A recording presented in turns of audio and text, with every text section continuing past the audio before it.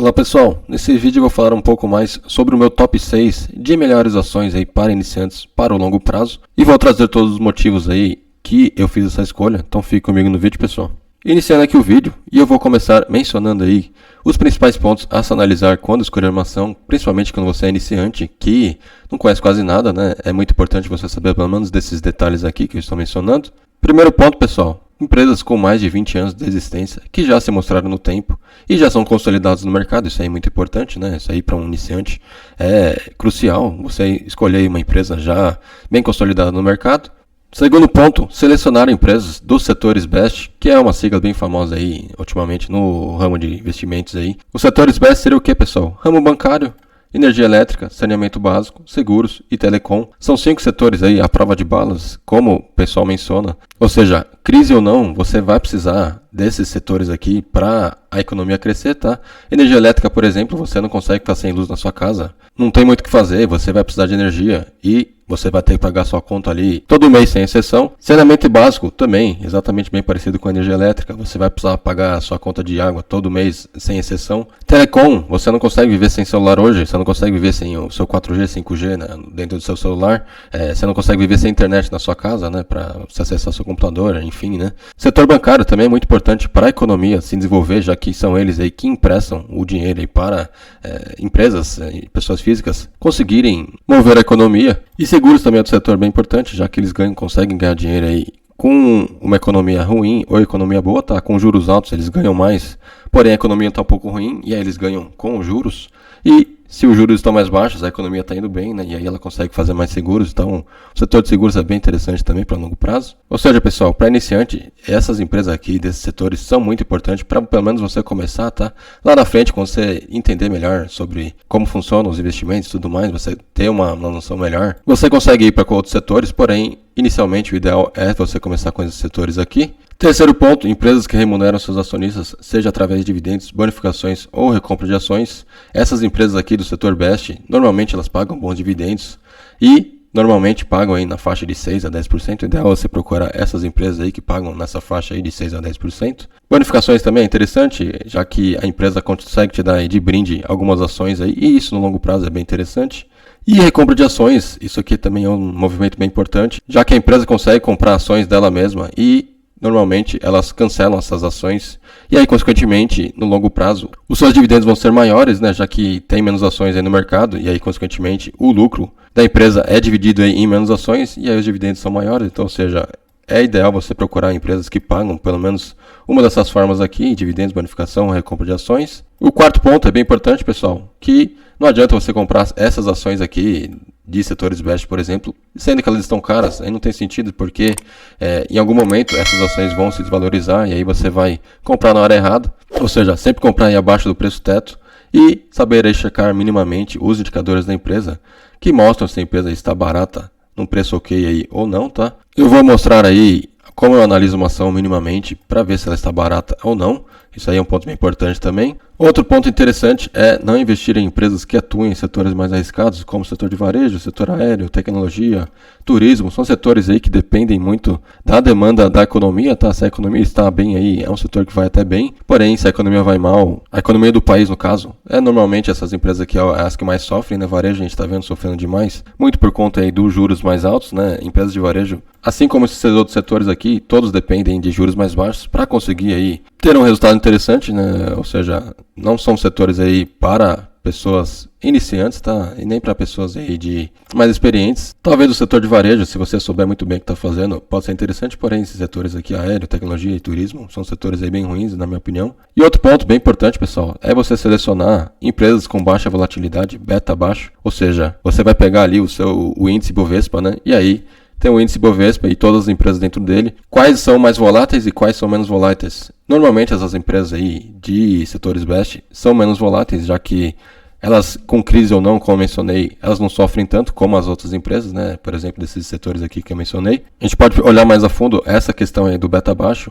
Você consegue ver isso aqui no site da B3, você vai colocar aqui no Google B3, volatilidade dos ativos, que você vai cair nesse site aqui, ó, VDZIL padrão, volatilidade dos ativos. E aí o que acontece, pessoal? Você consegue ver a volatilidade dos ativos de acordo com o período, você consegue ver os últimos 12 meses aqui para ter uma base melhor. E aí com isso você consegue olhar a volatilidade dessas empresas, tá? A gente pode olhar aqui mais a fundo Taesa, por exemplo, que é uma das grandes empresas aí do setor BEST, né? Uma empresa mais de energia. A gente pode ver aqui a volatilidade da empresa é muito baixa, tá? Ou seja, 18% somente nos últimos 12 meses aí. Normalmente você calcula um beta baixo de 0 a 30%, de 30 a 60% é um beta médio, e de 60 em diante são empresas aí mais voláteis, já para investidores aí mais experientes, que aguentam pressão, aguentam aí ver a sua ação cair 80%, 90% e não tremer na base, né?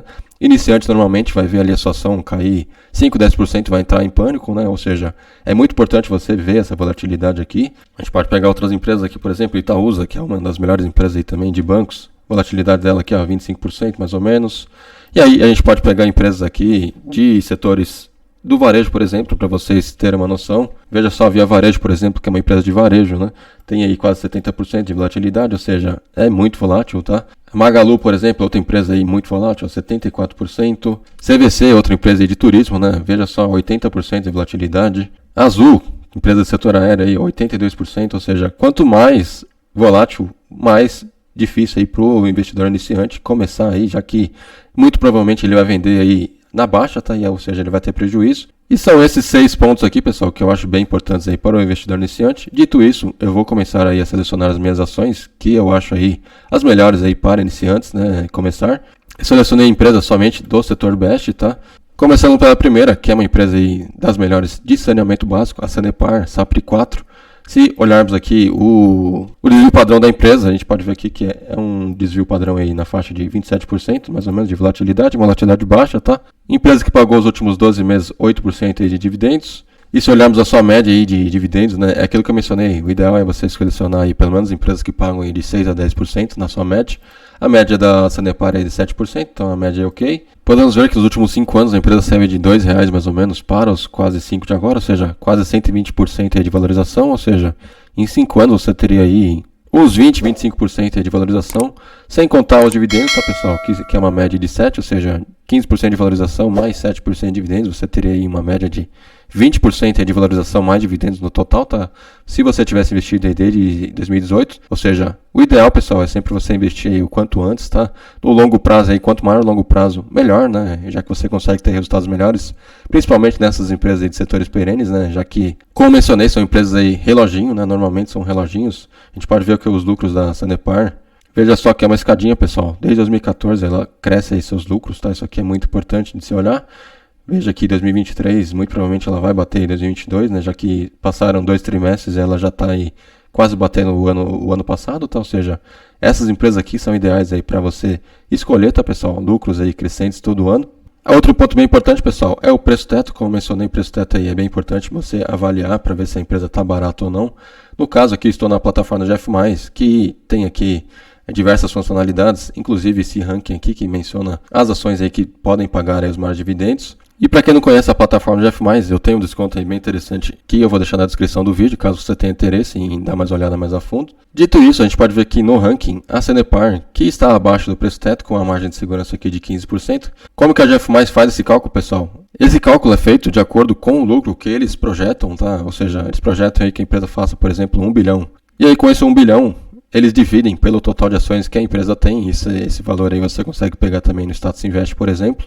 Com isso, com esses valores aí, você consegue chegar a uma métrica de preço teto e se vale a pena ou não investir na empresa no momento. Para mim, esse preço teto aqui da GF+, é mais para você ter uma base somente, tá? Veja aqui, os dividendos que a empresa deve pagar aqui, né, cerca de 7% atualmente, e o seu preço teto aí para continuar comprando a ação e para receber aí pelo menos 6% de dividendos, você conseguiria comprar a ação aí até R$ 5,33, porém não é uma métrica ali absurda para você saber se a empresa está de fato aí barata ou não. É mais para você ter uma base, para você saber se a empresa está barata ou não. Eu uso aí pelo menos algumas métricas a mais, né?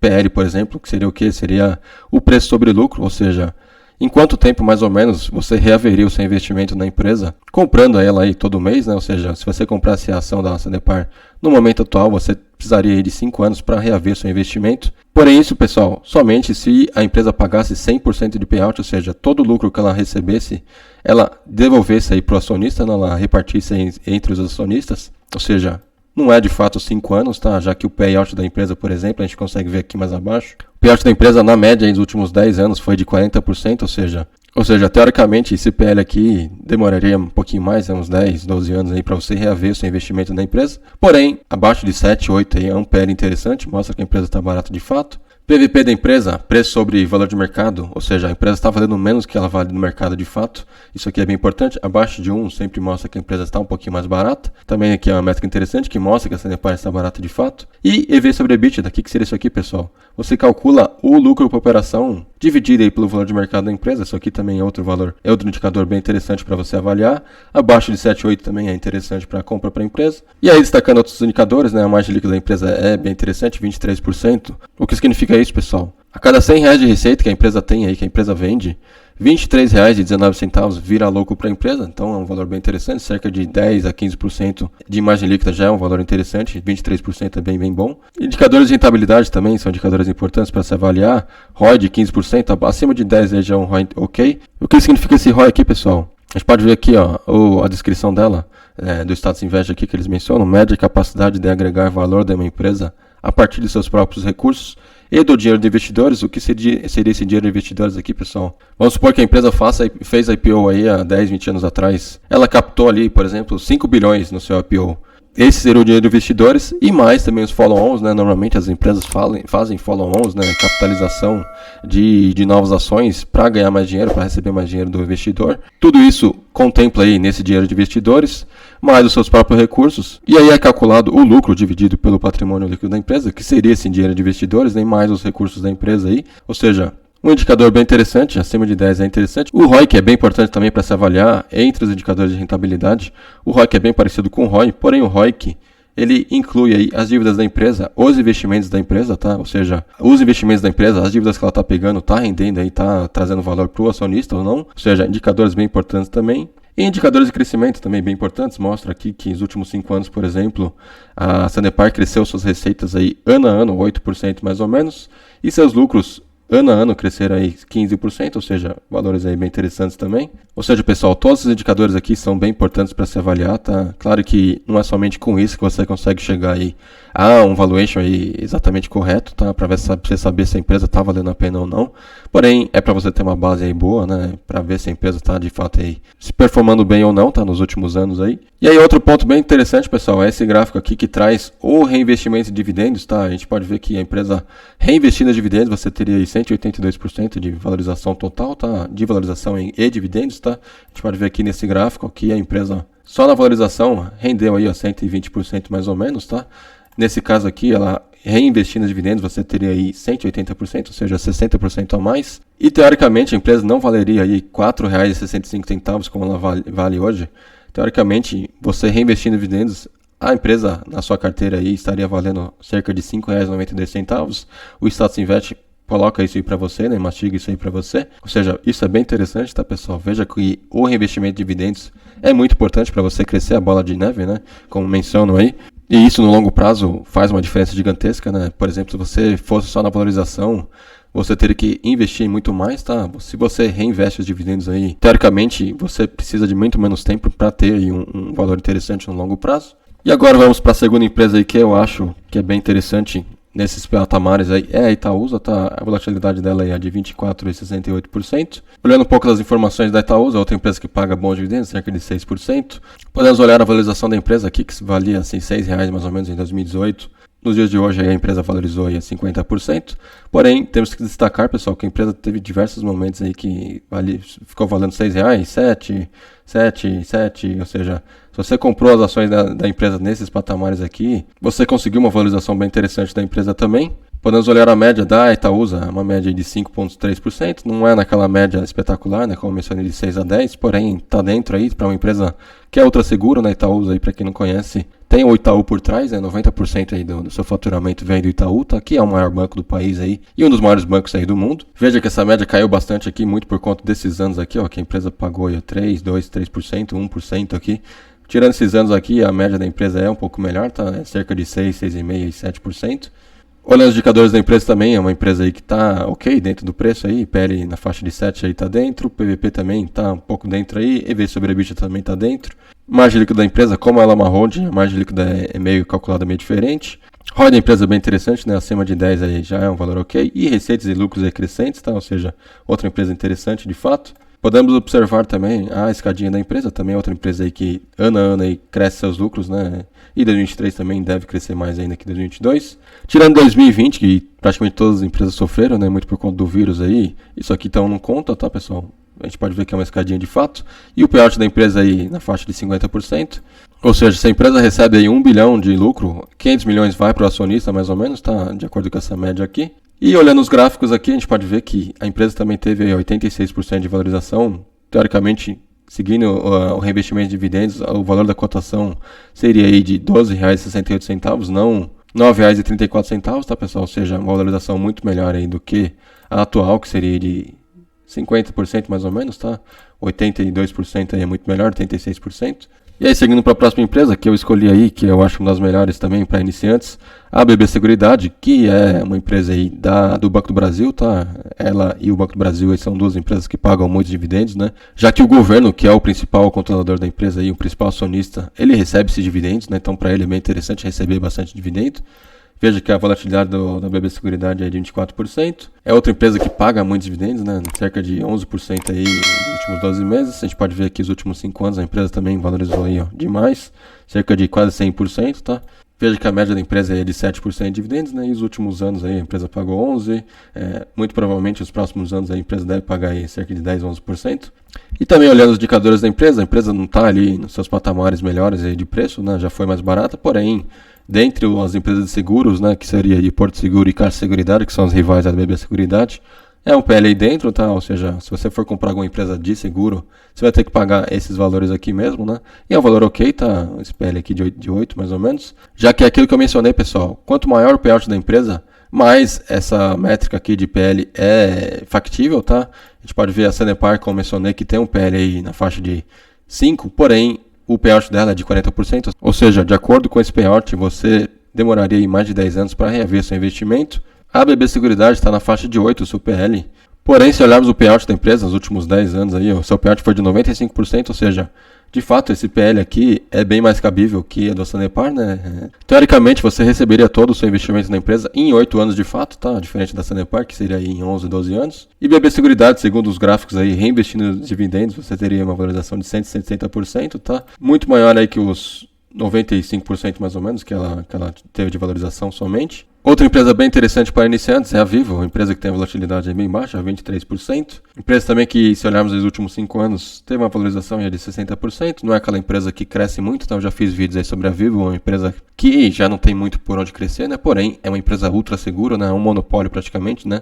É ela, a TIM ou a Claro que vai te proporcionar aí os serviços de telefonia, né, de internet e tudo mais. Veja que é uma empresa que tem uma média de dividendos bem interessante, cerca de 7,5% aí de dividendos. Os indicadores da empresa mostram também que a empresa está aí no preço ok. O PL da empresa está um pouco alto, porém a Vivo ela tem aí distorções de lucro, ou seja, esse PL aqui não é um indicador interessante para se olhar na Vivo, tá? Nas empresas de telecom no geral. O PVP da empresa está dentro, né? Tá bem ok aí. O indicador ideal para você analisar empresas aí de telecom é o EV/EBITDA, tá? Aqui não tem tanta distorção em valores, tá, pessoal? Que está bem baixo, cerca de 4 aí, mais ou menos. E aí olhamos margem líquida da empresa, a margem líquida está um pouco baixa, porém é do setor, tá, pessoal? É a característica do setor mesmo, veja que a média dela é de 12%. O normal é cerca de 10% mais ou menos de margem líquida. É talvez abaixo do ideal, né? Como mencionei, o ideal acima de 10%, porém é do setor, tá, pessoal? Todas as empresas aí, TIM, claro, tem essas mesmas características, tá? Não tem como fugir. O ROI também é a mesma coisa, tá? 6% somente de ROI, porém uma característica do setor mesmo, não tem muito o que fazer. E veja como eu mencionei que é uma empresa já que não tem muito por onde crescer, receitas e lucros aí estão bem constantes, né? Não crescem muito. E se olharmos os gráficos aqui, reinvestindo dividendos seria muito maior do que 50%, a valorização seria de 113% mais ou menos. E teoricamente, o seu valor por ação seria de R$ 58,00 aqui, ó, como o Status Invest mastiga para você aí, e não 42, 41 aí que ela está valendo hoje. Falando da próxima empresa, que eu acho uma das melhores, a Engie, é uma empresa sensacional. Olha a volatilidade da empresa, pessoal, 19% somente, tá? E um outro ponto que eu gostaria de salientar, pessoal, veja que a Vivo, por exemplo, E todas as outras empresas aí que eu estou mencionando, veja que durante o vírus aí, ela praticamente não caiu, tá, pessoal? Caiu cerca de 20%, 15% somente. Praticamente todas as outras empresas, né, que não são de setores perenes, caíram em muito mais, né, caíram em 40%, 50%. Ou seja, veja que são empresas aí que crescem menos, porém, quando tem uma crise, quando tem um negócio aí colossal, né, que foi aí o vírus, né, em 2020, é um tipo de empresa que não cai muito, tá? A gente pode ver a Vivo aqui, praticamente não caiu, né? Ou seja, ela não sentiu a crise, tá? E as outras empresas, como eu mencionei, também não sentiram, né? E a Engie também é a mesma coisa, tá? A gente pode ver aqui, ó. A empresa chegou a valer 42 mais ou menos, e aí com o vírus caiu aí para 30 mais ou menos, ó, teve uns 30% de queda, foi uma queda até interessante para compra, tá, pessoal? Outro ponto bem interessante para se analisar é quando tem essas crises mesmo, né? Quando tem essa crise aí, é hora de comprar, tá, pessoal? Já que essas empresas de setores perenes são muito interessantes, né? É muito provável que essas empresas não sofrerão como as empresas aí que não são de setores perenes, né? Foi o caso da Engie, ela em poucos meses aí já se recuperou, né? E cresceu aí, tem uma valorização interessante. A gente pode ver os últimos 5 anos a empresa chegou a valer R$21 e praticamente teve uma valorização aí de 100%. Mas a Engie aí não é aquela empresa que vai ter um crescimento gigante. Como eu mencionei, a Engie aí talvez seja a melhor empresa aí de energia elétrica da bolsa, tá? Veja também que é uma empresa que tem uma média de dividendos interessante, 7%. É uma empresa, como eu mencionei, que ela é um pouquinho mais cara, tá, do que o normal aí, porém a Engie é uma empresa sensacional. Ela já está no preço, tá? É uma empresa aí muito parecida com a WEG, por exemplo, que é muito difícil da empresa cair, tá? Muito, tá, pessoal? É uma empresa aí das melhores. E por isso que é uma empresa um pouquinho mais cara, tá? Porém, são valores ok, tá? Um PL de 10 aí está aceitável, tá? EV/EBITDA da empresa é interessante, como eu mencionei, abaixo de 7, 8 é um valor interessante, ou seja, por essa métrica que a empresa está ok, no preço ok. Margem líquida da empresa, como eu mencionei, bem interessante aqui, ó, 28%, ou seja, cada R$100 aí de receita, 28 vai para o bolso da empresa, né, de lucro. ROI da empresa sensacional, né, como eu mencionei, acima de 10 já é um valor interessante. 40% praticamente é muito bom, tá? E receitas e lucros aí crescentes, né? É uma empresa também reloginho, crescendo aí seus lucros todo ano. A gente pode ver aqui, ó, todo ano aí crescendo seus lucros, né? Tinha 2021, que foi um ano onde teve a crise aí hídrica, né? Foi uma das piores crises hídricas aí da história do Brasil, nos últimos 100 anos aí, ou seja, tirando isso aqui, é uma empresa reloginho também, crescendo seus lucros aí todo ano. E também podemos observar que a empresa teve aí nos últimos 5 anos 150% aí de valorização. Teoricamente o valor da ação aí deveria valer R$54 mais ou menos, né? Reinvestindo os dividendos. E uma das melhores opções aí para empresas menos voláteis, tá? É a Transição Paulista, uma empresa que tem uma volatilidade de 17% somente, tem a menor volatilidade aí dentro de todas as empresas da bolsa, acredito eu. É uma empresa de energia também, assim como a Engie, porém a Engie atua mais em geração de energia, né? E a Transição Paulista, a ISA-CTEP, atua mais no setor de transmissão de energia, que é um setor ainda menos arriscado do que o setor de geração, que é o setor da Engie. Veja que a Transição Paulista dos últimos 5 anos aí saiu de R$10 para os 25 de agora, mais ou menos, ó, 140% de valorização. A empresa tem uma média bem interessante também, de dividendos aí, 7,5% praticamente, teve anos aí que pagou 18, 14. Já é uma empresa um pouquinho mais barata do que a Engie, né? O PL um pouquinho mais baixo, o EV/EBITDA também ok, PVP também é baixo aí, também é interessante. Margem líquida da empresa aí é das melhores da bolsa, né? Ou seja, cada R$100 aí, 43 vai para o bolso da empresa. O ROI da empresa é ok, né? Acima de 10 é ok, como eu mencionei. E crescimento de receitas, lucros aí crescentes também. Outra empresa muito interessante, reloginho. E reinvestindo os dividendos, pessoal, você teria cerca de 230% de valorização. Teoricamente, a empresa deveria valer R$35 mais ou menos. Ou seja, outro monstro, tá, pessoal? Uma empresa aí sensacional. E foi isso, pessoal. Trouxe aí 6 empresas que praticamente todos os iniciantes aí deveriam ter, tá? Essas 6 ações aí eu tenho na carteira, eu tenho todas as 6. Ou seja, ações aí bem interessantes que têm volatilidades aí bem baixas, né? Caso tenha alguma crise, alguma coisa, são empresas aí que sofrem bem menos, né? Já que os setores que elas atuam são aí praticamente a prova de balas, né? Crise ou não, as empresas vão continuar faturando, porque são setores essenciais aí para a economia, né? Crescer, né? Não tem muito como onde fugir. Você tem que ter ações desse setor, né? Que são aí os melhores aí, na minha opinião. Vão ter menos crescimentos, porém reinvestindo os dividendos, você viu aí a diferença, né? Praticamente o dobro reinvestindo os dividendos, né? Você teria aí de valorização. E foi isso, pessoal. Deixa aí nos comentários se você tem alguma dessas empresas aí na carteira. E se você gostou do vídeo, deixe seu like, deixe sua inscrição no canal. E fico por aqui, abraço, até a próxima, tchau, tchau.